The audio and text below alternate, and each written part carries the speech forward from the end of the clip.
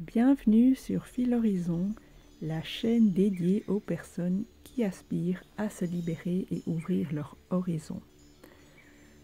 Tout d'abord, j'ai un petit message pour Geneviève qui m'envoie des super commentaires, mais que je ne parviens que à voir en prévisionnage. Donc je ne peux pas voir tout l'ensemble de son commentaire qu'elle m'envoie. Et je ne sais malheureusement pas y répondre non plus. Donc Geneviève, je suis désolée si vous ne me voyez pas répondre à vos messages. Je vous en remercie déjà et si vous le souhaitez, vous pouvez toujours me les envoyer par email. Merci Geneviève. Alors, je démarre cette série de podcasts avec un sujet qui va établir une fondation pour l'ensemble des podcasts suivants qui, comme je vous le rappelle, seront un peu plus pratiques. Ce podcast-ci va concerner les personnes qui sont en relation avec leur flamme jumelle. Je vais vous partager ici une expérience qui m'a permis de prendre conscience d'énormément de choses. On me demande souvent, mais comment le runner va-t-il faire pour avoir son déclic et pour prendre conscience de la situation? Eh bien, j'espère que vous allez le comprendre grâce à cet exemple qui est le mien. L'objectif de ce podcast est également de vous montrer en quoi il faut se détacher des étiquettes runner, chaser, yin et yang, puisque en fait la vie se charge elle-même de réveiller les jumeaux, qu'ils soient au courant de leur polarité ou pas. Alors je vous rappelle que mon jumeau est yang, il n'est pas conscient de la nature de notre lien. Il ne rejette pas le lien, il ne le refuse pas et il ne fait aucun travail sur lui. Concernant les étiquettes, je trouve qu'elles sont intéressantes dans leur pouvoir thérapeutique, mais il est mieux de les laisser de côté quand elles deviennent superflues. Et plus nous avançons, plus elles le deviennent. Car n'oublions pas qu'une étiquette prend source dans le mental. Un mental qui veut tout comprendre et tout avoir sous contrôle. Le mental doit rester notre allié afin d'atteindre une certaine ouverture de conscience et de cœur. Je vous rappelle que le parcours de flamme jumelle est un mystère qui se révèle à celui qui a un cœur pur. Alors pour en venir au fait, aujourd'hui je vous raconte sans doute l'une des plus grosses prises de conscience dans ce parcours de flamme jumelle et peut-être même de ma vie. Beaucoup de yang me questionnent pour savoir comment leur yin va-t-il se réveiller au lien. Alors, je vous ai déjà relaté dans un podcast précédent comment cela m'est arrivé par différents signes comme des flashs, des rêves, des réflexions. Et voilà. Et donc à présent, je vais plus loin. Je vous raconte comment j'ai pris conscience de mon fonctionnement et qui ne me permettait pas de me réunir à mon jumeau. Alors je me répète, je ne fais pas un travail de conscience, je vois les choses en conscience. C'est sans effort et lorsque vous comprenez qu'il n'y a aucun effort pour cela, eh bien vous verrez que ce qui est conseillé en termes de travail sur la plupart des chaînes de YouTube concernant les flammes jumelles est faux. Et comme vous le savez grâce au travail conséquent d'Adeline Gardinier, la souffrance, c'est justement ce qui est faux. Nous ne souffrons pas uniquement que de ce que le lien nous envoie, ni que de la séparation ou de l'abandon ou du rejet. Nous souffrons aussi en partie lorsque nous ingérons des informations à propos des flammes jumelles qui sont fausses. Je ne sais pas vous, mais avec mon hypersensibilité, je peux vous dire que le faux me blesse physiquement. Je le sens dans mon corps. Pendant ma nuit noire de l'âme, je croyais que c'était à cause de la déconstruction égotique que je ressentais certaines choses dans mon corps, mais je me disais qu'il y avait quand même quelque chose qui n'allait pas avec tout ce qu'on nous balançait comme information. Pour en venir à mon anecdote, je vous replace dans le contexte. Nous sommes à l'été donc 2020. Je n'ai pas encore eu de déclic de m'engager avec mon jumeau. Je me crois encore chaser et je lui fous une paix royale en croyant qu'il va se réveiller un jour suite à un bon travail et une posture de complétude de mon côté. Eh bien, mon travail n'a pas été si compliqué puisque j'ai compensé en étant encore plus yin, vu que c'est déjà ma polarité de base. Donc, je fuyais plus que jamais mon jumeau et je suis plus que jamais joyeuse dans mon moment présent et dans mon enfant intérieur qui exulte. Et la relation est tout à fait en jachère et je ne saisis pas pourquoi. C'est comme regarder un film avec l'image mais sans le son. Nous savons que nous sommes ensemble, que quelque chose d'indescriptible et fort nous lie, mais il ne se passait absolument rien d'explicite. Tout était implicite et moi, je n'osais pas m'exprimer sur mes sentiments de peur de le faire fuir, croyant qu'il était leur honneur. Alors en juin, je vois que ma femme de ménage a une mauvaise mine et donc je lui demande ce qui ne lui va pas. Et elle m'explique que sa sœur lui prend toute son énergie et son temps car elle est en passe de se séparer et qu'elle va se faire mettre à la porte d'un jour à l'autre par son compagnon à ce moment-là. Alors, en tout état de cause, je propose à ma femme de ménage d'héberger sa sœur afin qu'elle ne soit pas à la rue. Et donc cela me paraissait le minimum qu'on puisse faire pour son prochain. Cette femme que je ne connaissais pas passe donc les 2 mois d'été chez moi en juillet et en août. Je l'aide à chercher un logement en appelant les agences à sa place car elle n'ose pas le faire. Ensuite, je vais visiter les biens avec elle et j'arrive juste à me faire violence pour ne pas me porter garant alors que les propriétaires demandent justement cette garantie supplémentaire. Donc cela, j'évite de faire. Comme elle est mal en point et que je suis coach, je lui remonte le moral tous les jours et entre nanas, je vous avoue qu'on s'était quand même pas mal éclaté. Elle se réveillait en tirant la tête jusque par terre et très vite, avec une petite discussion de filles, on partait vite dans des rires à deux et donc c'était pas un moment désagréable. Donc j'ai passé vraiment un chouette moment avec cette femme que j'ai découvert.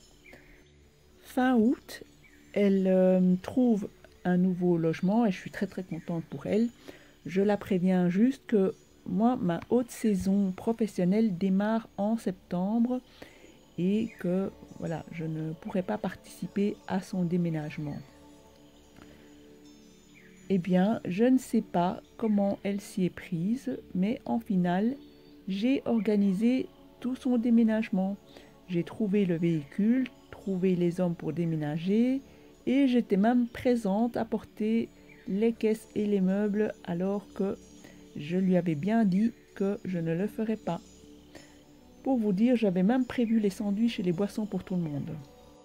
L'emménagement finit par se faire et tout se met bien. Je suis contente car j'avais quand même une mini crainte qu'elle ne puisse pas se débrouiller pour trouver un logement et que je reste à cohabiter avec elle pour une période indéfinie.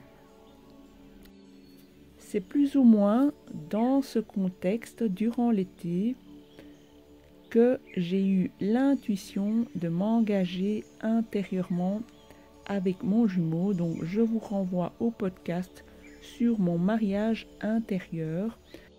C'est le podcast numéro 2 de la série En route vers la Réunion.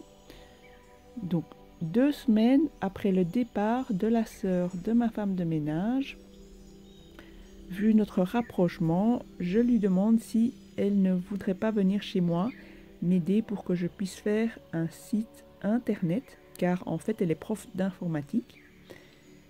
Et là, elle me sort un prétexte, mais tellement bidon, pour ne pas répondre positivement à ma demande que j'ai pris une telle claque que mon cerveau s'est complètement retourné.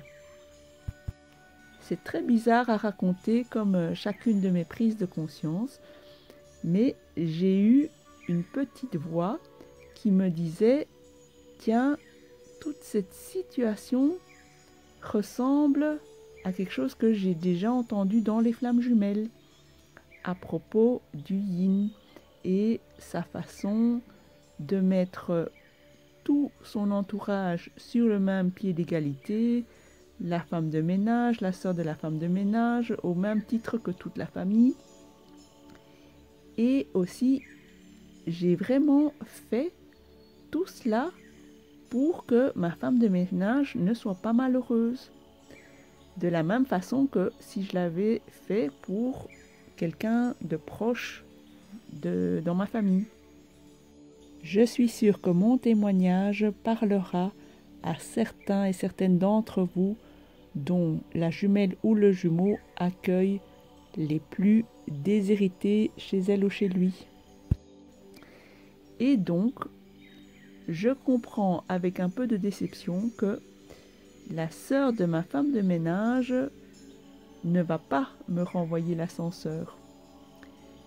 Et là, enfin, j'ai une lueur de lucidité, je vois clair dans tout.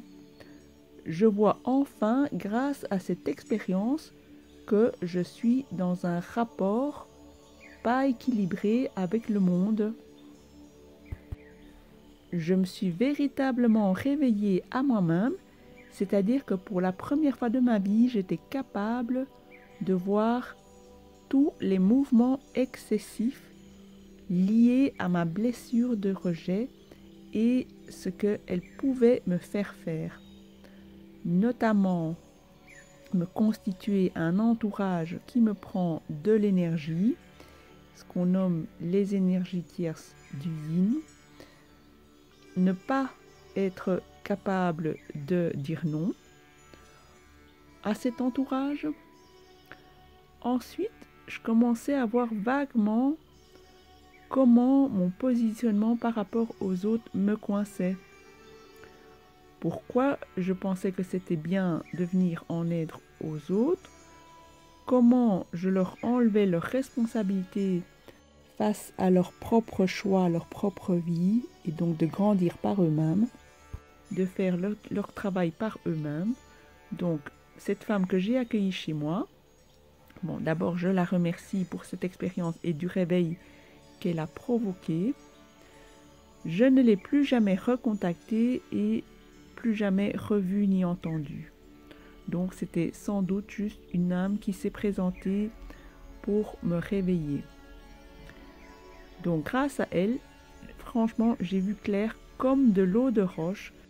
que j'aurais pu me contenter d'écouter ma femme de ménage le premier jour quand cette expérience a commencé et que j'ai observé qu'elle n'était pas bien. Donc ça, à l'avenir, je peux me dire que c'est déjà énorme, juste de lui tendre l'oreille. Pas besoin d'aller accueillir sa sœur ni de faire tout son déménagement. Alors, ce qu'il y a lieu de comprendre ici, c'est que la vie se charge non-stop du réveil des jumeaux. Que ce soit le yin, le yang, celui qui est conscient ou pas, la vie se charge non-stop de nous réveiller et de nous ramener à notre nature originelle. J'ai ainsi pu voir pour la première fois ma blessure de rejet et la traiter, l'apaiser en conscience, et cela a pris plusieurs semaines. Jamais de ma vie je n'avais vu cette blessure de rejet. Donc je vous rappelle que je me croyais chaser. Lorsque je dis traiter ma blessure, ce n'est pas quelque chose de mental ni d'intellectuel que je fais dans mon coin, c'est d'aller me confronter à chaque situation qui se reproduit dans la vie à l'infini et de pouvoir me positionner, donc être dans le relationnel en train de m'exercer donc à une agilité relationnelle.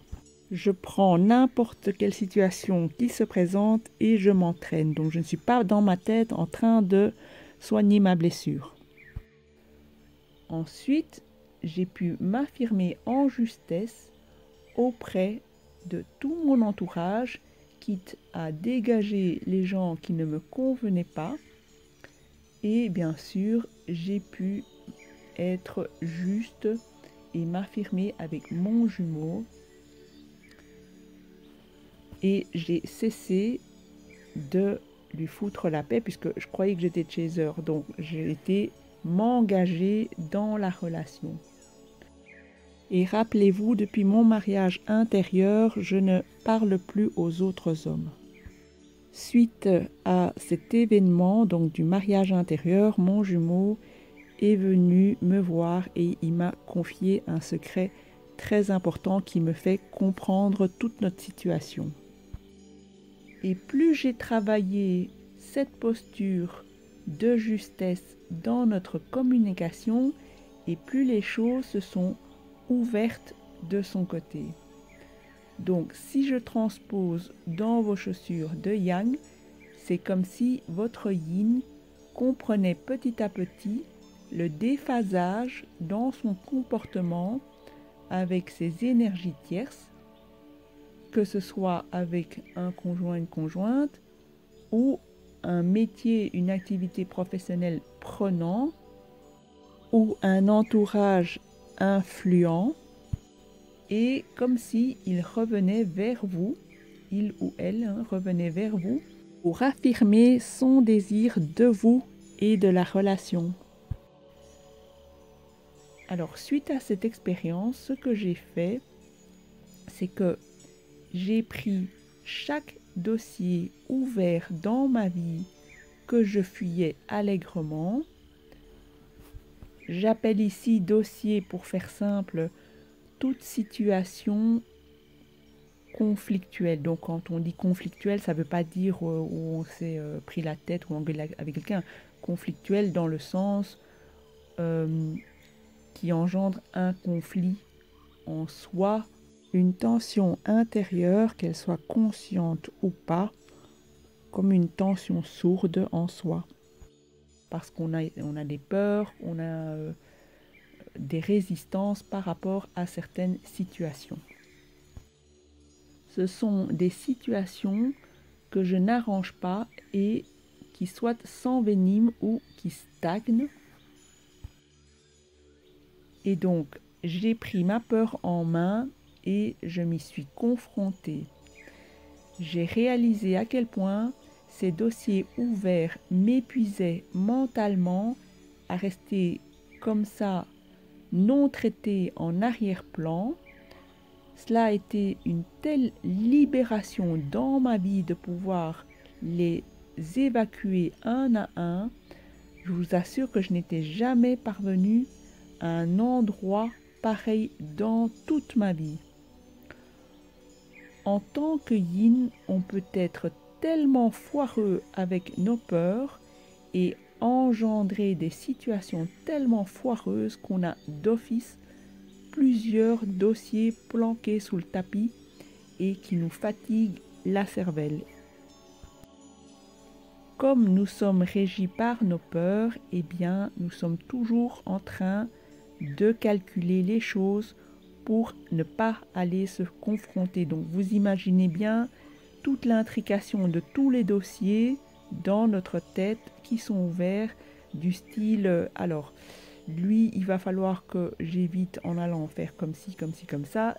Et si je fais d'abord ça et que après, s'il y a cette réponse-là, mais que l'autre aura dit ça, elle, eh bien, je ne vais pas lui répondre, etc., etc. Donc, c'est extrêmement épuisant. Et ici, je ne vous parle même pas encore du dossier flamme jumelle, bien sûr. Alors, j'ai pris à cœur de les traiter, tous ces dossiers, un à un. Et figurez-vous que c'est là que les miracles ont commencé à se produire. Il ne me restait plus que 4 dossiers épineux. Je me suis réveillée un jour et mes 4 dossiers se sont résolus tout seuls. L'univers a concouru pour que tout s'aligne factuellement dans ma vie, tellement j'étais bien alignée à l'intérieur et en phase avec tout. Avec mon intériorité, j'étais en conscience de ma blessure de rejet et j'étais en conscience de ce que j'avais à faire pour remettre toute la clarté dans ma vie. Donc, j'étais dans un tel état d'alignement que la vie et l'univers se sont chargés de mes 4 derniers dossiers. Je me suis réveillée et un à un, les personnes qui concernaient ces 4 dossiers m'ont contacté en me donnant elles-mêmes la solution.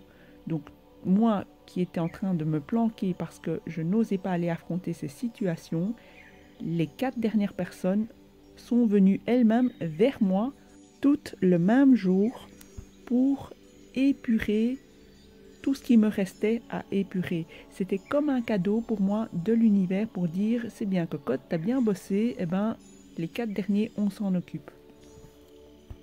De toute ma vie, je ne me suis jamais retrouvée à cet endroit où tout est clair. L'horizon est vaste et complètement clair. Je n'ai aucun dossier en suspens dans ma tête à traiter.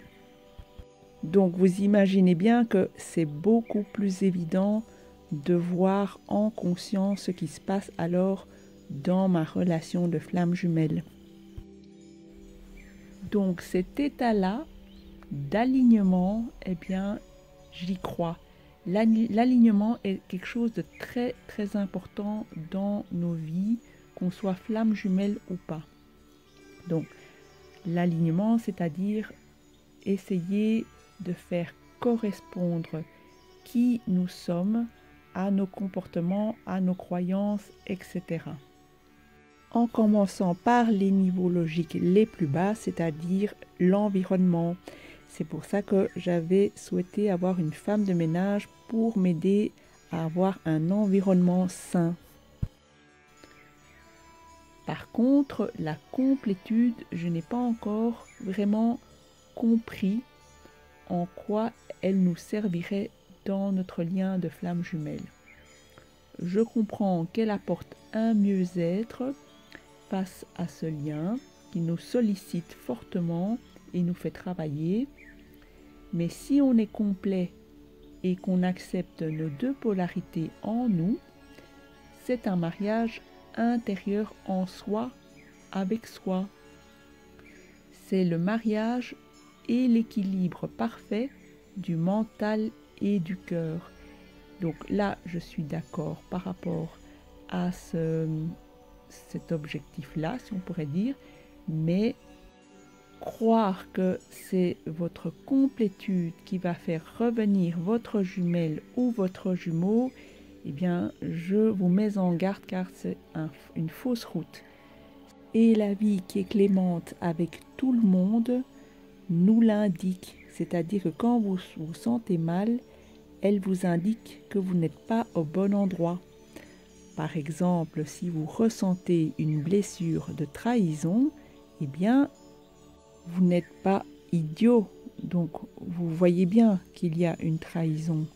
Donc, bien sûr qu'il va falloir aller apaiser la blessure.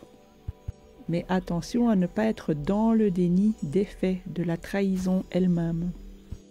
Pour moi, il s'agit donc d'aller déposer cela dans la relation et pas juste travailler sur sa blessure pour être en complétude.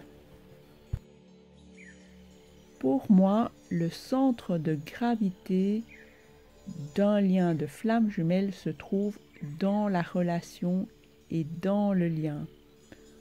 On mesure l'approche d'une réunion à une ouverture de conscience et de cœur, et non à sa complétude. Autrement, toutes les personnes en complétude seraient réunies à leur flamme jumelle. Voilà ici illustrée une de mes prises de conscience les plus fortes et qui a démonté pas mal de mes croyances limitantes. Elle m'a fait aussi nettoyer mon entourage et arrêter de me disperser, arrêter de disperser mon énergie vers les autres et vers l'extérieur, surtout vers des systèmes égotiques et abusifs. Ensuite, j'ai acquis une hygiène mentale qui m'a permis de voir les choses en conscience, donc en pleine conscience, plus rapidement et la plupart du temps. Donc, voir en conscience ne demande pas d'efforts spécifiques. Le mérite des personnes qui font le travail correctement, c'est d'avoir le courage déjà d'aller voir. Vous voyez, ce n'est pas un travail acharné qu'il faut faire, c'est vraiment accepter d'aller voir les choses. C'est la toute première étape. Je compléterai par la suite dans d'autres podcasts ce que je préconise. Suite à cela, j'ai donc compris que j'étais à dominance yin et j'ai pu commencer à compenser correctement en développant mon yang.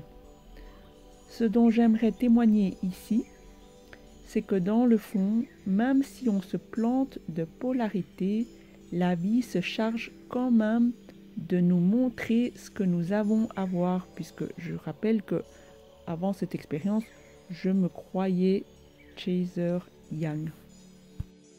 Alors, que me serait-il arrivé si je ne m'étais pas réveillée?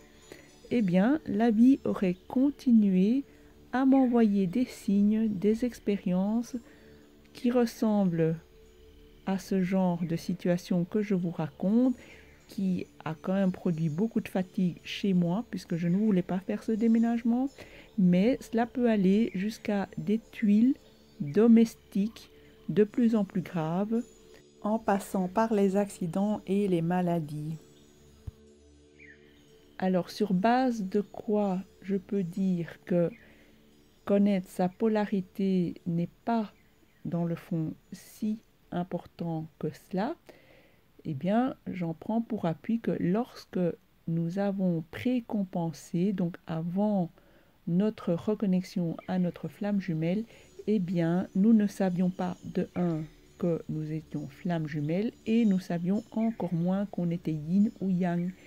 Et pourtant, les couples récents, nous avons quand même précompensé. Donc, on l'a fait en rapport avec ce que la vie nous présentait et notre instinct.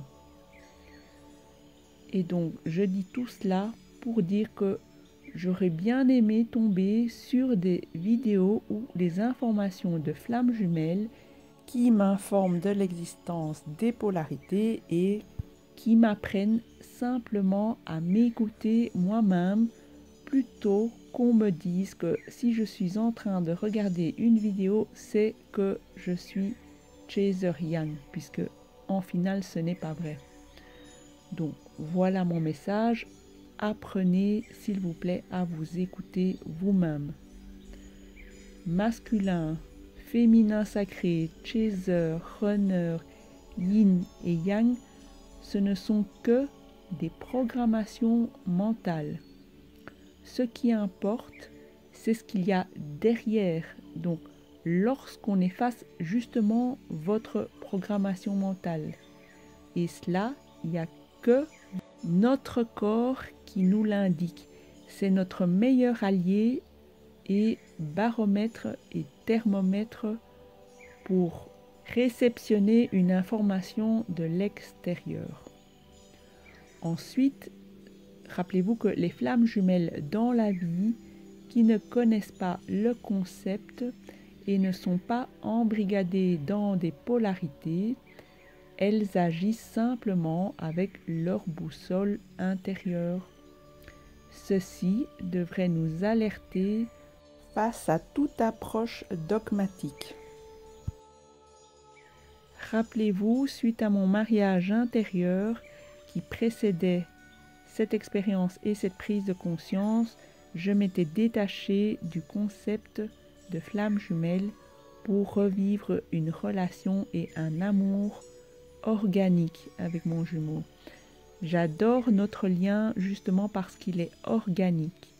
Alors, comment vous faire comprendre cette notion d'organique?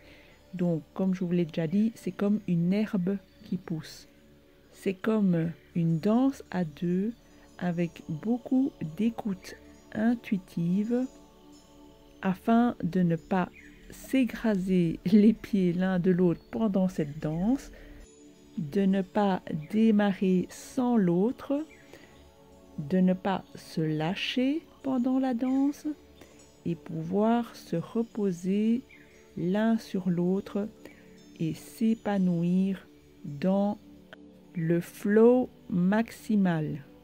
Qu'est-ce qu'on appelle le flow maximal? Donc c'est un mot anglais, F-L-O-W. Eh bien, c'est quand les danseurs ne sont plus dans leur corps, ni dans leur ego, ni en train de danser, mais qu'ils fusionnent entre eux et dans le moment et dans la danse, et qu'ils ne deviennent plus que le souffle de vie.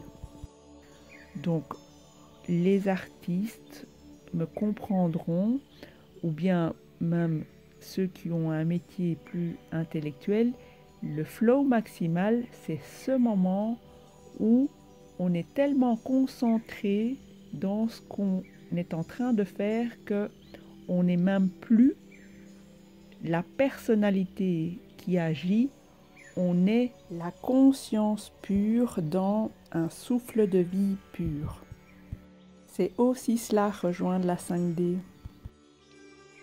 Pour cela, il m'a bien fallu transmuter toutes mes peurs et je vous le répète, c'est aussi l'amour inconditionnel de mon jumeau qui m'y a accompagné.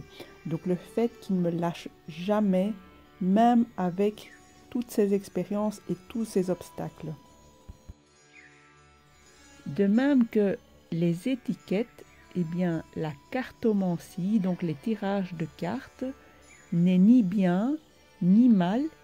Elle permet de libérer notre frustration à l'instant T dans notre programmation mentale, mais c'est au-delà que ça se passe, c'est en profondeur que cela demande à être libéré.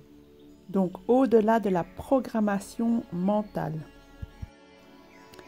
Pour tout cela, je vous propose un suivi afin de vous accompagner en conscience et d'atteindre la libération à laquelle vous aspirez, mais de façon naturelle, pour que la conscience devienne pour vous comme une respiration, c'est-à-dire spontanée et sans effort.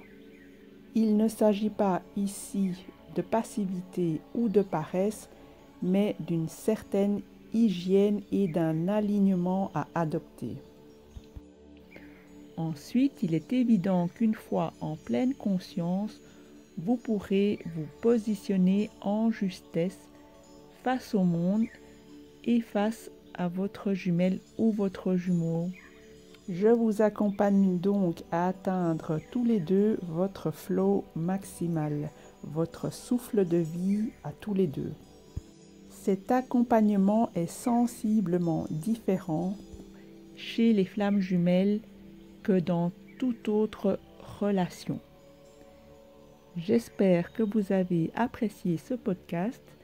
Si c'est le cas, je vous remercie de le liker, de le partager ou de vous abonner. Prenons de la hauteur et ouvrons l'horizon. Au revoir et à bientôt.